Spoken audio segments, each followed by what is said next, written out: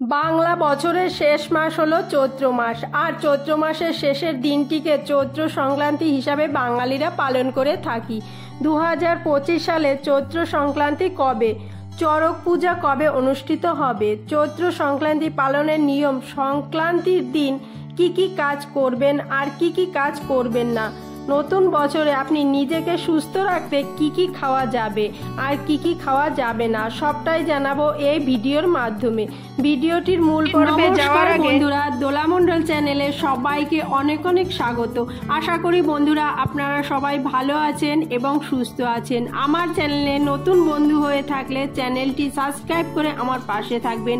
ভিডিওটি ভালো লাগলে অবশ্যই একটি লাইক কমেন্ট করবেন। যারা মহাদেবের ভক্ত রয়েছেন তারা অবশ্যই কমেন্ট বক্সে লিখুন ওম নমঃ শিবায়। বাঙালির 12 মাসে 13 পার্বণ, তার মধ্যে গুরুত্বপূর্ণ একটি উৎসব হলো নববর্ষ। বছরের শুরুতে যেমন উৎসব পালন করা হয়, সেরকম বছরের শেষ দিন অর্থাৎ চৈত্র সংক্রান্তির সঙ্গে জড়িয়ে রয়েছে নাচনা আচার অনুষ্ঠান।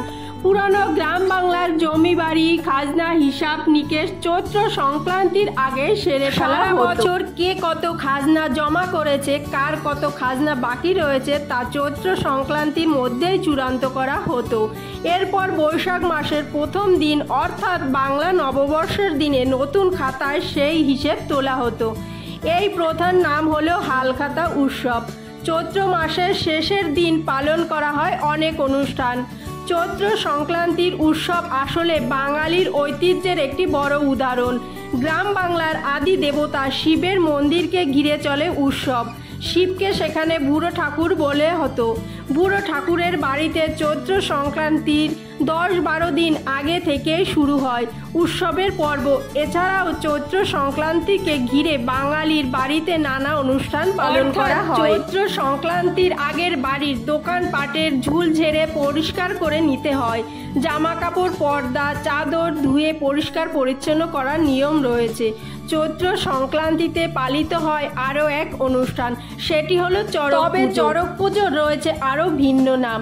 পশ্চিমবাংলার বিভিন্ন জেলায় এক এক নামে এই পুজো আচার পালন করা হয়, যেমন শিবের গাজন, নীল পুজো ইত্যাদি। ভিন্ন নামে চড়ক পুজো করা হয়ে থাকে। বাঙালির শিরায় শিরায় রয়েছে। নববর্ষতে নতুন জামা কাপড় পরার রীতি রয়েছে। গোটা চৈত্র মাস ধরে চলে কেনাকাটার পর্ব, আর সেই জন্য বিভিন্ন দোকানে থাকে বিশেষ ছাড়। তাই চৈত্র মাসে জামা কাপড় কেনাকে শুভ বলে মনে করা হয়। চৈত্র সংক্রান্তি এই বিশেষ দিনে বেশিরভাগ বাঙালির বাড়িতে নিরামিষ খাবারের চল রয়েছে। সেই সঙ্গে অনেক বাঙালি বাড়িতে চৈত্র সংক্রান্তির দিন পাচন খাবারের নিয়ম আছে। চৈত্র সংক্রান্তিতে যেমন শিবের পুজো করা হয়, চৈত্র সংক্রান্তিতে আর একটি পুজো করা হয়ে থাকে, সেটি হলো ছাড়া পুজো। অর্থাৎ বৈশাখ মাসব্যাপী তুলসী গাছে জল দান। তুলসী গাছে জল ঢালা শুরু হয়ে থাকে চৈত্র সংক্রান্তির এই বিশেষ দিন থেকে। চৈত্র সংক্রান্তির দিনে এই বিশেষ দিনে কি কি কাজ করবেন কি কি কাজ করবেন না। চৈত্র সংক্রান্তির দিনে এই দিন ভোরবেলা ঘুম থেকে উঠে পড়ুন, ঘর বাড়ি খুব ভালো করে পরিষ্কার করে ফেলুন এবং গঙ্গায় গিয়ে স্নান করুন। স্নান সম্পন্ন হলে শুদ্ধ বস্ত্র পরে ভগবান শিবের পুজো অবশ্যই করবেন। দিন বিশেষভাবে ঝাড়া পুজো করা হয়, অর্থাৎ বৈশাখ মাস ব্যাপী তুলসী গাছে জল দানের প্রথা চৈত্র সংক্রান্তির দিন থেকে শুরু হয়। এই দিন তুলসী গাছের পুজো করতে হবে। তুলসী গাছের উপর একটি মাটির ঘর বাঁধতে হবে, সেই ঘরে জল দিতে হবে এবং ছাতু গুড় শসা দিয়ে তুলসী গাছে পুজো করতে হবে। চৈত্র মাসের শেষের দিনে অবশ্যই ভগবান শ্রীহরি বিষ্ণু এবং মাতা লক্ষ্মীর পুজো অবশ্যই করবেন। চৈত্র সংক্রান্তির এই বিশেষ দিনে বাড়িতে আমিষ ভোজন ও আমিষ আহার করবেন না। এই দিন ঘর বাড়ি ভালো করে পরিষ্কার করে রাখবেন। এই দিন কারোর সঙ্গে ঝগড়া অশান্তি করবেন না। 2025 সালে 1431 বঙ্গাব্দের চৈত্র সংক্রান্তি 14ই এপ্রিল 2025, বাংলা 31শে চৈত্র 1431, সোমবার মহাবিষুব সন্ধ্যা 5টা 54 পর থেকে সন্ধ্যা 7টা 30 মধ্যে শ্রী শ্রী সত্যনারায়ণের ব্রত ও পূজা। শ্রী শ্রী চড়ক পূজা, জল ফল অন্ন ও দান সংক্রান্তি ব্রত। চৈত্র সংক্রান্তির দিন এই বিশেষ দিনে দান অবশ্যই করবেন।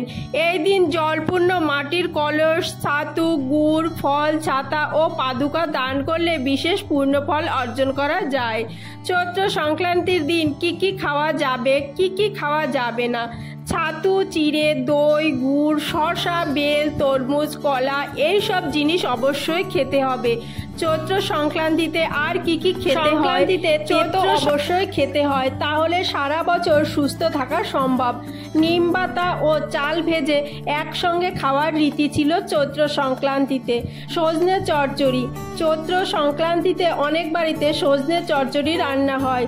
ইঁচড়ের তরকারি, চৈত্র সংক্রান্তিতে আরেকটি উল্লেখযোগ্য খাবার হলো ইঁচড়ের তরকারি।